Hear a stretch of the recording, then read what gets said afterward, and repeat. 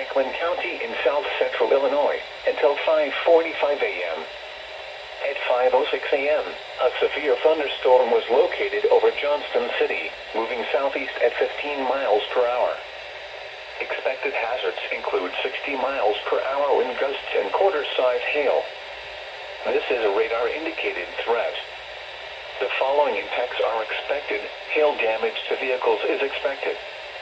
Expect wind damage to roofs, siding, and trees.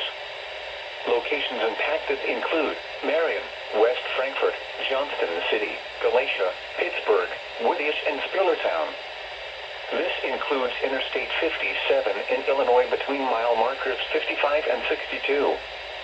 Repeating, a severe thunderstorm warning has been issued until 5:45 a.m. for the following counties in Illinois: Franklin, Saline, and Williamson.